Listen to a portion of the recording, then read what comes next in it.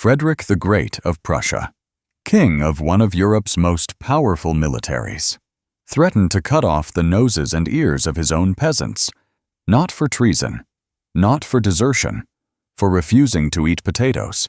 France, 1748. The French government banned the potato, made it illegal to cultivate. Why? They believed it caused leprosy, that it poisoned the blood, that touching one could make your skin rot off your bones. For 2 centuries, Europe rejected the most nutritious crop on the planet. And when famine struck, over 1 million people died, all because they feared the food that could have saved them. This is the story of how potatoes stopped 1 million deaths. And it's stranger than anyone told you. Close your eyes and picture Europe in 1700. No mashed potatoes, no French fries, no potato bread, no gnocchi, no chips, nothing. For thousands of years, Europeans survived on wheat, barley, rye, and turnips. When those crops failed, and they failed often, people starved. Entire villages vanished. Famine struck like clockwork, every decade bringing new waves of death. Here's what they didn't tell you in history class.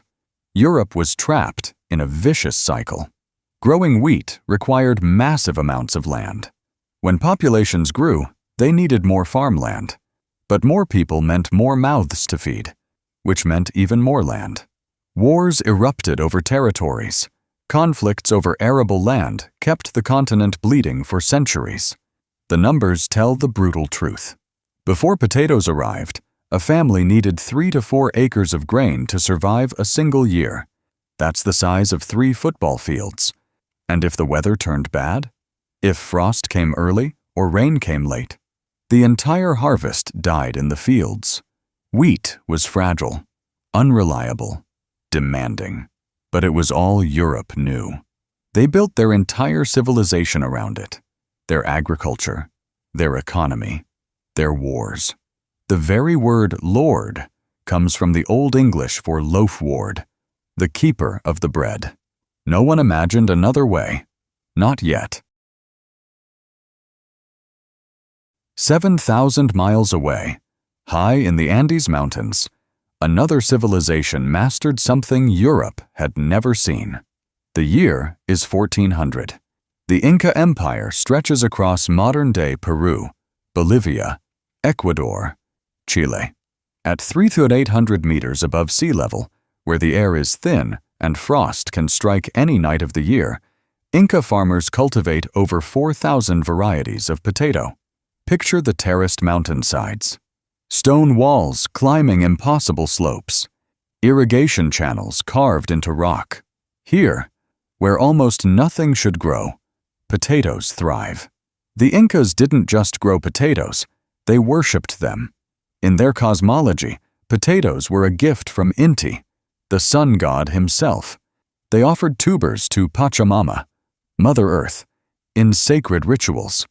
They measured time by how long it took to cook a potato. But here's the shocking part.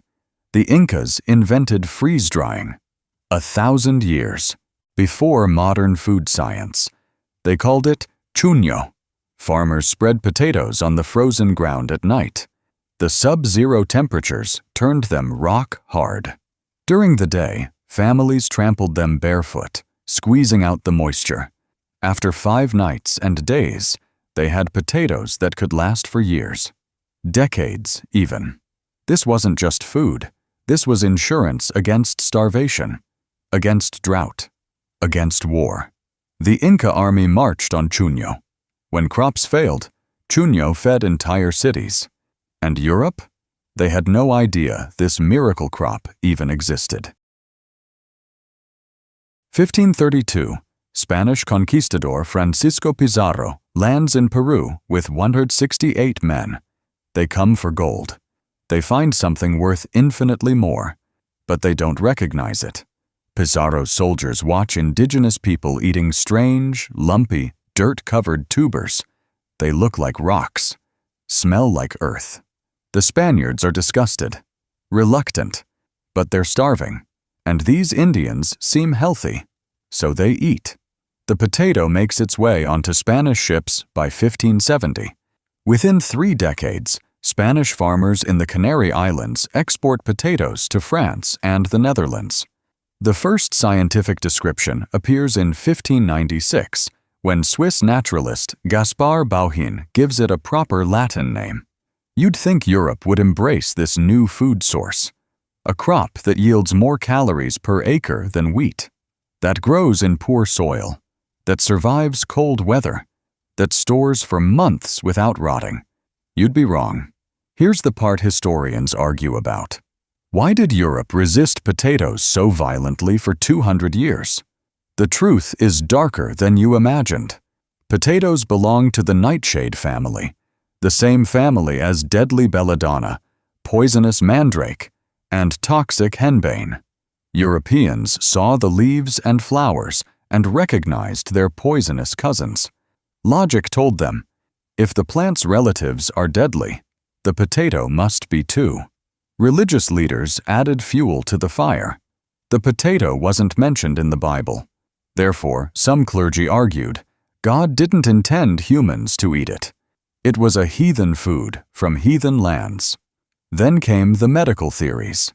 French physicians claimed potatoes caused leprosy, that they made men impotent, that they drove people mad. In 1748, the French government banned potato cultivation outright. People died of starvation with potatoes rotting in the fields, too terrified to touch them. 1744. Prussia. King Frederick the Great faces an impossible problem. War is coming. The War of Austrian Succession. His military strategists bring grim news. If enemy armies invade, they'll destroy grain fields, burn the wheat, slaughter the livestock. His people will starve.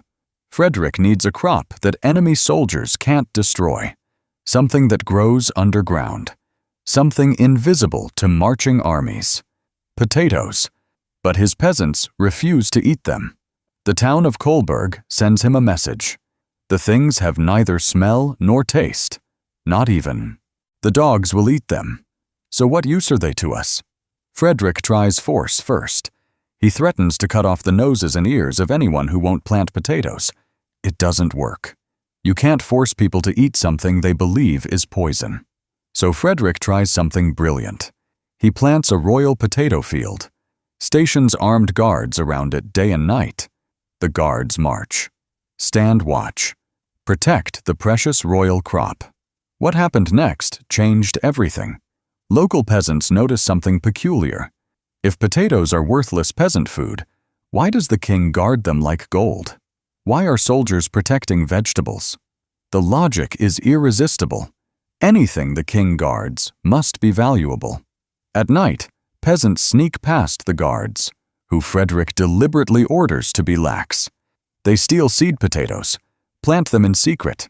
Within years, potato cultivation spreads across Prussia. Frederick never cut off a single nose. He didn't need to. He understood human psychology better than any medieval king before him. The potato takes root. 1757. A young French pharmacist named Antoine Augustin Parmentier gets captured by Prussian forces during the 7 Years' War. In prison, he expects to starve. Instead, his captors feed him potatoes. Day after day, meal after meal. Boiled potatoes. Roasted potatoes, potato soup. He survives 5 years of imprisonment, healthier than he entered. Parmentier becomes obsessed. This food saved his life. Why doesn't France embrace it? After the war, he returns to Paris with a mission. In 1770, another failed harvest devastates France. The Academy of Besançon offers a prize for proposals to address recurring famine. Parmentier enters with an essay, Inquiry into Nourishing Vegetables that in times of necessity could substitute for ordinary food. He wins, but prizes don't change minds. He needs official backing, scientific legitimacy. So Parmentier goes to the Faculty of Medicine in Paris. He needs them to declare, officially, that potatoes won't poison you, won't cause leprosy, won't rot your insides. This is where it gets weird. Parmentier hosts elaborate dinner parties for French elites, Benjamin Franklin, Antoine Lavoisier, other luminaries of the Enlightenment. Every course features potatoes, potato soup, potato bread, potato pastries. He even wears potato flowers in his buttonhole. But here's the shocking part. Parmentier pulls the same trick Frederick used in Prussia. He convinces King Louis XVI to let him plant potatoes in a field outside Paris, stations guards during the day, removes them at night. Parisian peasants, seeing guarded crops, assume they're valuable. They steal them, plant them. The potato spreads through France like wildfire. Within one generation, French farms transform. Potato yields are more reliable than wheat. They grow in fields while wheat lies fallow. Productivity explodes. Famine becomes less common. One man's obsession saved countless French lives. Here's what Parmentier and Frederick the Great didn't know they were doing. They weren't just spreading a food source. They were preventing mass death from a disease no one understood yet: scurvy. For centuries, scurvy killed sailors, soldiers, and winter-bound peasants. Your gums swell and bleed. Your teeth fall out. Your skin bruises at the slightest touch. Old wounds reopen. Eventually, you hemorrhage internally and die. Medieval Europeans had no idea what caused it. Some blamed bad air. Others thought it was divine punishment. The truth? Vitamin C deficiency. The human body can't produce vitamin C. We must get it from food. Fresh fruits and vegetables contain it, but those are seasonal, expensive, and rot quickly. By winter, peasants survived on stored grain, which contains almost zero vitamin C. Then potatoes arrived. One serving of boiled potatoes provides 25% of your daily vitamin C requirement. They store for months in cool cellars. They grow in northern climates where citrus won't survive. They're affordable for the poorest families. During the 18th century, potatoes reduced scurvy among European populations by 40 to 60%. Nobody knew why. Vitamin C wouldn't be isolated and identified until 1912. But the effects were undeniable. People who ate potatoes stayed healthier through the winter. Potatoes played a more important role as a vitamin C source in Northern Europe than lemons, oranges, or other seasonal fruits. Not because they contain more vitamin C per serving. They don't. But because peasants could afford them, could grow them, could store them through winter when scurvy struck hardest. The numbers are staggering. By the 1800s, potatoes explained 22% of Europe's population growth and 47% of its urbanization. Cities could grow because rural farms produced surplus food. Industry could expand because workers had reliable nutrition. One crop, millions of lives saved. And nobody understood the mechanism for another century. Ireland, 1845. Potatoes have become so successful that 1/3 of Irish people depend on them almost exclusively. Then disaster strikes. A fungus-like pathogen called Phytophthora infestans, potato blight, appears in Ireland's fields. Within weeks, entire crops turn black and rot. The smell of decay hangs over the countryside. 1846. Total crop failure. The nightmare Europeans had feared for 2 centuries comes true, but with a cruel twist. The very food that saved millions now betrays them. This is where it gets strange. Potatoes saved Europe from famine. But in Ireland, potatoes caused the worst famine in European history. Why? Genetic diversity. Or rather, the lack of it. South American Incas cultivated 4,000 varieties of potato. When blight or disease struck one variety, others survived. But Europeans initially brought back only a handful of varieties from the New World. Irish, Farmers grew essentially identical potatoes across the entire island. When blight hit, it hit everywhere at once. Between 1845 and 1852, approximately 1 million Irish people died of starvation and disease. Another 2 million emigrated. Ireland's population dropped by 20 to 25%. The same crop that prevented 1 million deaths in Europe caused 1 million deaths in Ireland. The truth is darker than you imagined. But here's the part they don't tell you in textbooks. The famine wasn't just about potatoes. Ireland produced enough wheat, oats, and livestock to feed its population during the blight years.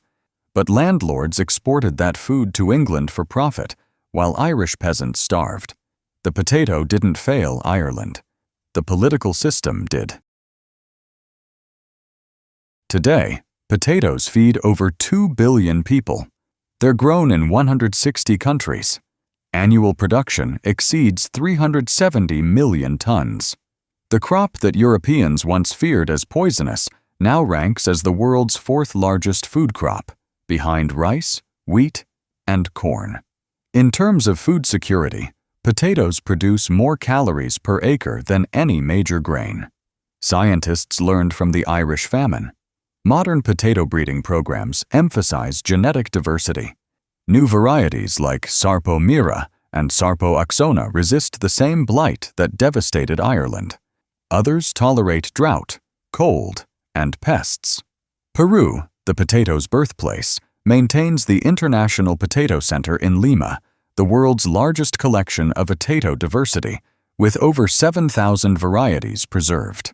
When breeders need resistance to new diseases, they return to Peru's ancient varieties, carrying genes that survived thousands of years in the Andes. Ancient techniques are making a comeback. Andean farmers still produce chuño using the same freeze-drying method the Incas invented. Food scientists study these traditional methods to improve modern food preservation. The potato that Frederick the Great forced on Prussia at gunpoint.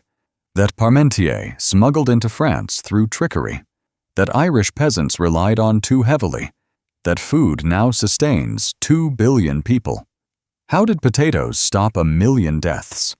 Through stubbornness, through trickery, through a Prussian king who understood psychology, through a French pharmacist who survived prison on potato soup, through vitamin C that nobody knew existed for another century. Potatoes yield 3 times more calories per acre than wheat. They grow where grain won't. They store through winter. They contain the exact vitamin that prevented scurvy from killing millions. Every potato in your kitchen descended from Andean tubers that fed the Inca Empire.